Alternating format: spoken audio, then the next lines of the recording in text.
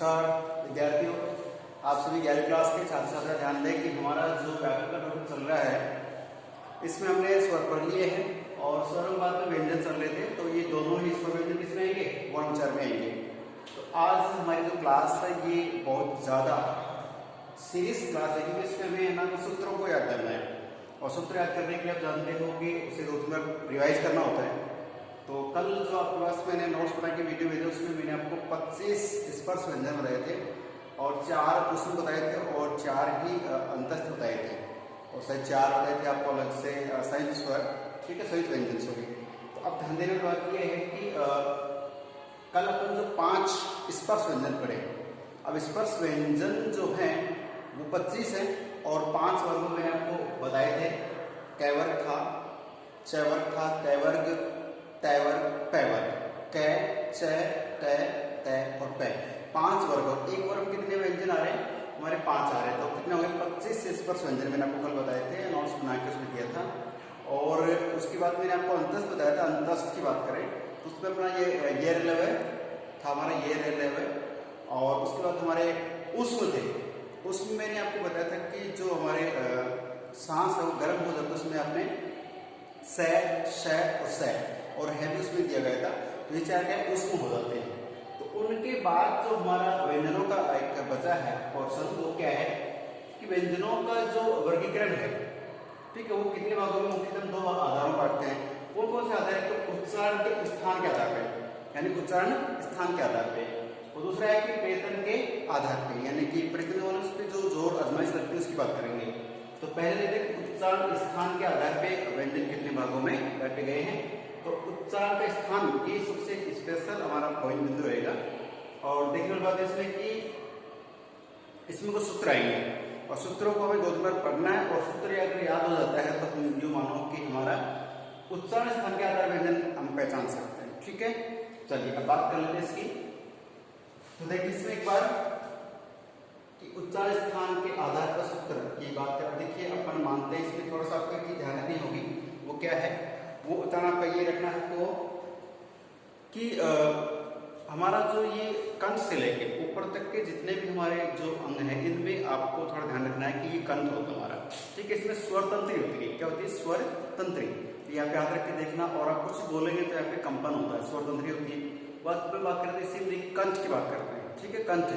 तो इससे थोड़ा ऊपर होता है, यानी कि जो यहाँ से लेके यहाँ तक का ये क्या होता है? कंठ होता है।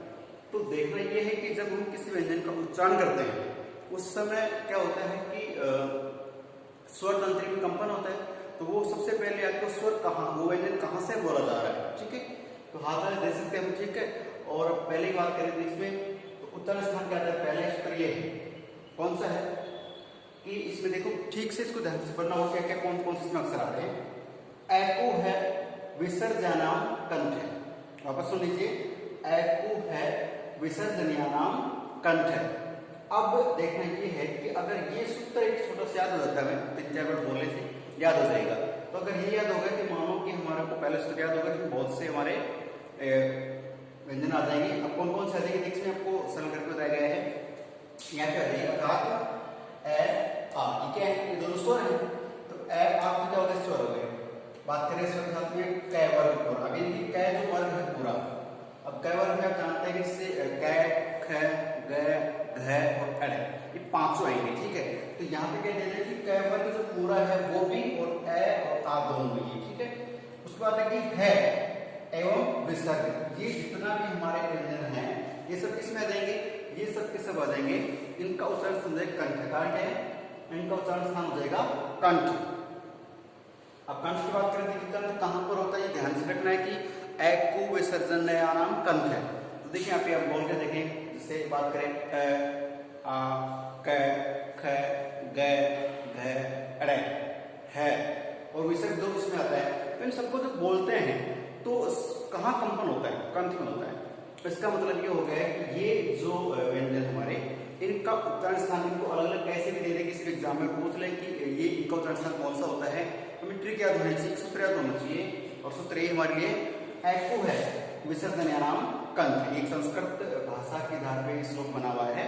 तो इसको याद करें तो हमें कंठ से उच्चरित होने वाले जो व्यंजन और स्वर हैं उन वर्णों का भली भांति ज्ञान हो जाएगा, ठीक है। ठीक है, एक बार का फिर से देख लेंगे, लेकिन एक बार आगे बढ़ते हैं। देखिए इसमें दूसरा है शब्द हमारा इचोएसनास। इसके बारे में थोड़ा सा आप ध्यान रखना। इस बार पहले भी क्या है कि आप जानते हैं समय बदलता रहता है, तो हर चीज में शोध होते रहते हैं विज्ञान की तरह। तो हम बात करें कि जो इसमें एक तो है, दूसरा विस्तार की बात करेंगे। तो आधुनिक जो शोध हो रहे हैं बार बार, जैसे मान लो हर चीज में परिष्कृत होता रहता है, बार बार तो शोध होते रहते हैं। तो है को और विसर्ग को, क्योंकि बात कर रहा हूं मैं कि ये सारी चीजें ना बड़ी से बड़ी कॉम्पिटिशन एग्जाम में पूछ सकते हैं और आपके हर चीज में आती है, आपको पूर्ण व्याकरण की नॉलेज नहीं देते हैं। अब बात करें कि ये जो है को और विसर्ग को, इन दोनों को काकल्य, अब काकल्य का मतलब ये कि अलग सूत्र मान लिया काकल्य, उनमें भी मान लिया जाता है को और विसर्ग को। जबकि जो प्रारंभिक दृष्टि का व्याकरण है उसमें भी कहा जाता है कि इनका उच्चारण स्थान है वो क्या रहेगा, कंठ रहेगा, ये ध्यान रखना, ठीक है। और अक्सर क्या होता है कि जो कैवर को कंठ में लेते हैं, लेकिन अगर टोटल कि स्वर कौन सा रहेगा, व्यंजन कौन सा रहेगा, सारे जितने भी वर्ण हैं उसके साथ देखा जाए तो ये सूत्र पर्याप्त रहता है। अब देखना ये है कि कंठ में उसे कैवर को मान रहे, कैवर कंठ होता है, इस तरह मान के चलना है।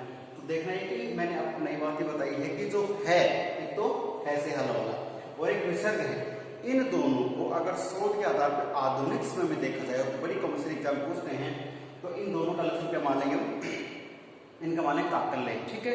लेकिन प्रारंभिक के आधार पर है तो ये इसका सही मान जा रहा है। अब आगे बढ़ते हैं नंबर 2 पे चलिए। इचुयसानाम तालु, इसको बोल के देखिए। अभी आप देखिए 10th बोर्ड पास हैं, काफी उमंग में है, खुशी में है, अच्छी परसेंटेज आपने बनाई है, बुक का रिजल्ट अच्छा रहा है। तो अब आपको देखना है कि इसके आधार पे आप संस्कृत बहुत अच्छे मार्क्स आपके आए हैं। तो देखिए कि ये जो हमारा सूत्र है इस पर याद रख सकते हैं कि इचुयसानाम, ऊपर ये अनुस्वार लगाओ, इचुयसानाम तालु। अब देखिए बात करते हैं कड़ी से कड़ी जुड़ती है। मैंने शुरुआत में जो पहला वीडियो को बनाया जिसमें ये कहा था कि इससे अनुस्वार और चंद्र बिंदु, अनुनासिक, निरनुनासिक सब बताए थे। तो उसमें जरा कि कहाँ आता है, कैसे बोला जाता है, तो कड़ी से कड़ी पढ़ेंगे। इसके बाद जो व्याकरण है, हालांकि आपने 10वीं पढ़ लिया, फिर आप वापस 11वीं पढ़ेंगे, मगर ये कोर्स हमारा क्लियर हो जाता है तो आगे हमारे को उच्चारण में कोई समस्या नहीं आती, ठीक है। तो नंबर 2 का सूत्र है इचुयसानाम तालु। इसका मतलब देखिए इसमें आप लगभग आप समझ सकोगे क्या आएगा। तो इचु, तो ई का मतलब है कि ई और ई बड़ी दोनों ई आ गए इसमें, ठीक है। फिर च का मतलब है कि जो च और इचुयसानाम, तो ये देखो बोलने का लहजा, इसमें लिखने का लहजा हो जाता है। बाकी हम बात करेंगे इसकी कि ई और च वर्ग पूरा। अब च वर्ग में आपने मैंने कल वीडियो में भेजा हुआ आपके लिए, इसमें था कि च, छ, ज और ये, तो 5 होते हैं। तो 5 में क्या होता है कि बात करें कि च वर्ग पूरा, ई दोनों आ चुके हमारे, ई च वर्ग आ गया। अब बात करें इसमें कि ये जैसा सूत्र लिखा हुआ है उसी को हमें वर्गीकृत करना है, समझना है। ये का मतलब देखिए जो पूरे हमने बड़े, मैं पूछ रहा आपसे कि ये जो है इससे कौन से व्यंजन लेते हैं, तो क्या लेते हैं, अंतस्थ में लेते हैं। कल मैंने आपको बना के डिस्क्रिप्शन लिखा अपना कि अंतस्थ में ये र ल व है, तो ये क्या है अलग। वहां तो क्या था कि ये इसका मतलब व्यंजन जो है ये कौन से व्यंजन में आ रहा है, अंतस्थ में आ रहा है। लेकिन यहाँ पे बात किस करेंगे, यहाँ पे बात करें कि उच्चारण स्थान के आधार पर कहां से बोला जाएगा। कहीं एक प्रश्न आ जाए, इसको दे दिया, इसके साथ कुछ और भी दे सकते हैं और आपसे पूछ ले कि इसका उच्चारण स्थान कौन सा होगा, ठीक है। तो ये जो सूत्र हमारा है ये हमें क्लियर पहचानने के लिए होता है। तो मैं आपको बता दूं कि ई आएगा, च वर्ग पूरा आएगा, इसमें 5 व्यंजन आ जाएंगे हमारे, च, छ, ज और ये। उस बात करें ये ऐसी यज्ञ का, जो हम यज्ञ बोलते हैं, तो ये आ जाएगा। और ये वाला स, अब ध्यान से देखने वाली बात है, ये वाला स कौन सा क्या आ जाएगा। और देखिए कैसे दे रखा है कि ई च वर्ग ये और स, ये सब किसमें आ जाएंगे, इनका उच्चारण कौन हो जाएगा हमारा, तालु। कौन सा हो जाएगा, तालु। अब बात करेंगे देखिए पहले कौन सा आया था, कंठ। तो कंठ कैसे होता है, ठीक है, थोड़ा यहाँ मान लो कंठ की बात करेंगे। उसके बाद आप जानते हैं कि ऊपर का जो भाग होता है, हमारे मुंह के अंदर की बात कर रहे हैं, तो ऊपर का जो ठोस भाग होता है तालु कहते हैं, ठीक है ना। ऊपर जैसे मुंह की बात करें, जिस जस्ट ऊपर वाला होता है, तो ऊपर वाली बात की बात करें, मसों जो कनेक्ट होते हैं वो तालु होता है, ठीक है ना। आप जानते हैं कि जब छोटा बच्चा या हम भी जब बच्चे छोटे, तो हमारे यहाँ से देखना कभी बहुत सॉफ्ट रहता है, तो उसका कनेक्शन तालु से ही रहता है, ध्यान रखना, ठीक है। तो बात करें तालु, इसका मतलब ये कि इचुयसानाम तालु अर्थात ई च वर्ग पूरा और जो ये से यज्ञ है और स, इनका उच्चारण स्थान कौन सा रहेगा? तालव्य, या आप इसे कह सकते हैं तालु कह सकते हैं। इनको तालव्य व्यंजन भी बोल देते हैं और इसका उच्चारण स्थान क्या है? तालु।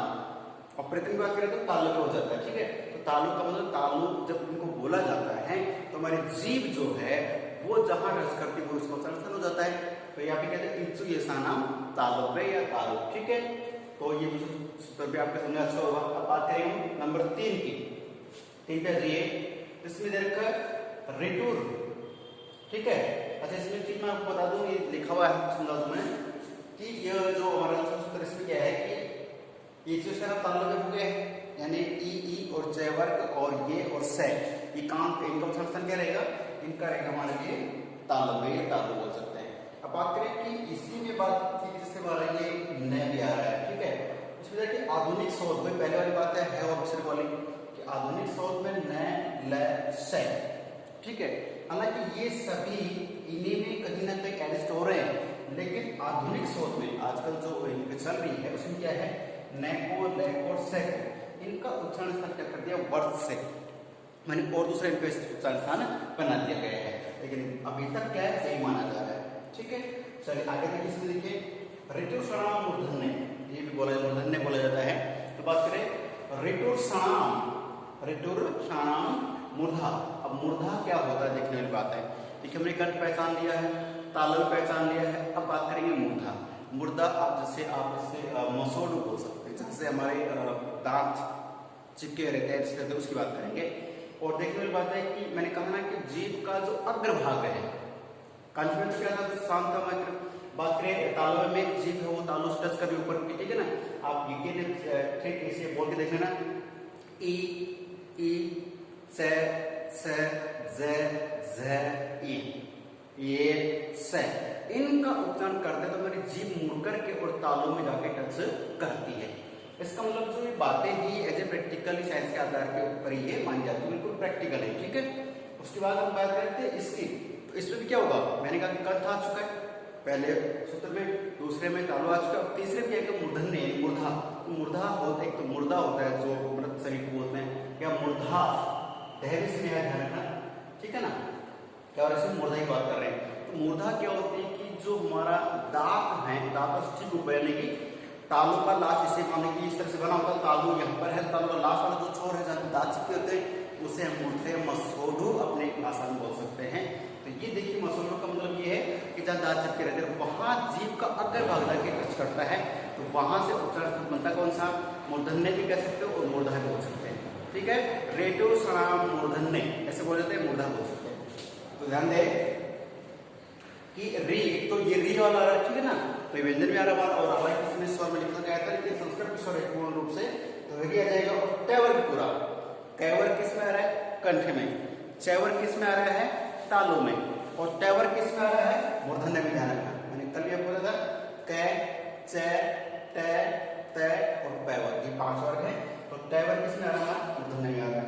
बात करें इसके बाद में रे, तो हम देखिए अब ट्रिक वाइज ट्रिक चलिए, हमारा देखिए इसमें दे रखा हमारा इचो सारा मॉडल देखिए, इसमें ये आ गया, ठीक है।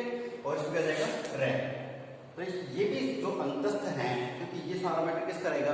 ये हमारे 25 स्पर्श व्यंजन थे उनका ये, लेकिन बाकी जो अंतस्थ उस बच गए 8 बच गए, वो भी इन्हीं में कहीं ना कहीं एडजस्ट हो रहे हैं। इसमें क्या आ रहा है हमारा?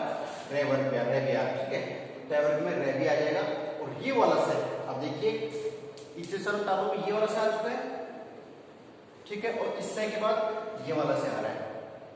कहने का मतलब है कि हमारे जो स्पर्श व्यंजन थे कैसे लेके मैं तक के, उन्हीं के साथ में जो अंतस्थ और उसमें जो 4 + 4, 4 तो अंतस्थ है और 4 एक है उसमें है, दोनों को मिला तो 8 हो जाते हो। 8 भी इन्हीं उच्चारण स्थानों में कनेक्ट होंगे, इसलिए इस बात को ध्यान से रखना है, ठीक है। चलिए, तो सैनिस किस में आ रहा है? हमारा मूर्धन्य में आ रहा है, का उच्चारण स्थान मूर्धा है, ठीक है। चलिए, तो देखिए बात है कि ऋतुषणाम मूर्धा, कहने का मतलब है कि एक तो री और एक हमारा टैवर और रे, ये सब किसमें आएंगे? और एक से भी आएगा, री आएगा, टैवर आएगा, रे आएगा और से, ये वाला, ठीक है। ये से छोड़ वाला, ये सब किसमें आ जाएंगे? मूर्धन्य व्यंजन। मेरा कहने का मतलब है कि जब इस वीडियो को हम देख रहे हैं, नोट कर रहे होते, तो आपको पूर्ण रूप से याद हो जाना चाहिए। जबकि मुझे लगता है कि अपने पिछले साल व्याकरण में जब संस्कृत का कुछ टॉपिक पढ़ा होगा तो इनसे आपका मतलब सामना हुआ होगा, पढ़ा होगा आपने, और नहीं पढ़ा तो कोई बात नहीं, लेकिन ये चीजें हमारे लिए इंपॉर्टेंट हैं, इसलिए इस ट्रिक्स को याद करते चलेंगे। ठीक है, हम 3 पढ़ चुके हैं, ऋतुषाणाम मूर्धा। तो मूर्धा को जीव का अग्र भाग कहाँ जाएगा, मसोडू टच करेगा। प्रैक्टिकली बोल के देखें, री, अब बोलते हैं री, जीव बिल्कुल कंपन कर रही है, री, और जीव का अग्र भाग जो कहाँ टच कर रहा है, मसोडू के जगह टच कर रहा है, तो री। फिर आ रहा टेवर, अब टे लिखिए, टे, ठे, डे, ढे, णे। तो ये जो पांचों हैं, 5 के 5 जो वर्ण हैं, कहां से बोल रहे हैं, मसोडू को जीव से स्पर्श हो रहा तब जाके बोले जा रहे हैं। इसका मतलब यह है कि ये जो हमारा है मूर्धन्य है, मूर्धन्य का मतलब मसोडू हो चुका, क्लियर याद रखोगे। अब बात करें आगे, नंबर 4 पे आ जाएंगे। इसमें रखा है लृतुल सानाम दंता, लृतुल, इसे लृ, इसे लृ बोलते हैं। हालांकि ये संस्कृत में पूर्ण रूप से माना गया, हिंदी में इसको लृ को लई मान लेते हम तो, लेकिन लृतुल सानाम दंता। अब देख लीजिए इसमें क्या है, दंता, दंत की बात कर रहे हैं, तेवर की बात कर रहे हैं, इसमें लृ, तो लृ हो गए, बाद में तेवर पूरा जाएगा और ले। अब बात देखिए यहाँ पे क्या है तुम्हारा, इसमें ये आ गया, फिर उसके बाद में ये रे, फिर क्या आएगा ले, ये ध्यान रखना है। तो ये जो अलग अलग थे वो भी काम आ रहे, इसमें बात कर ले, इसमें ये से आ गया, इसमें ये से आ जाएगा और इसमें ये से आ जाएगा। मेरा कहने का मतलब है कि हम स्पर्श व्यंजन जो हमारे 25 हैं उनका तो उच्चारण स्थान है ही, और कल मैंने शॉर्ट में भेजा होगा तो कै वर्ग में 5 आ गए, च वर्ग में आ गए, टे वर्ग में आ गए, ते और पै में 5 5 25 आ गए। लेकिन बाकी जो 8 बचते हैं उनको भी पढ़ सकते हैं, उसमें किसमें, तो उनको भी के साथ ही पढ़ रहे। तो कौन सा उसमें और कौन सा अंतस्थ किसके साथ लग रहा है, इसके लिए आपको सूत्र की आवश्यकता पड़ेगी।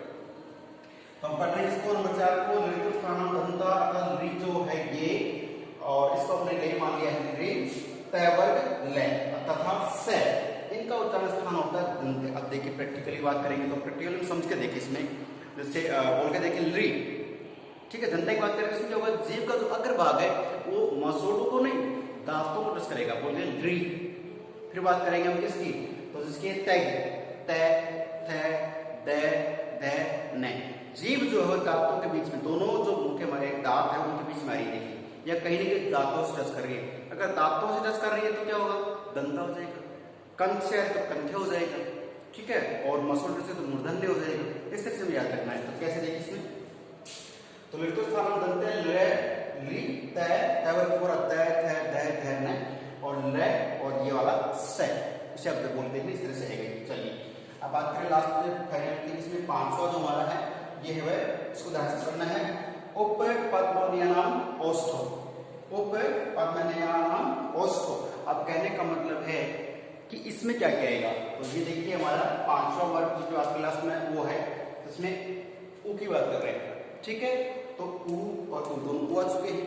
अब बात करें इसमें कि पै वर्ग पूरा, उ के बाद पे आ रहा है, उप पद्मनियानाम औष्ठो की बात कर रहे हैं, तो पै वर्ग पूरा, पै, फै, भै, भै, मैं, उच्चारण करके देखिए इसका।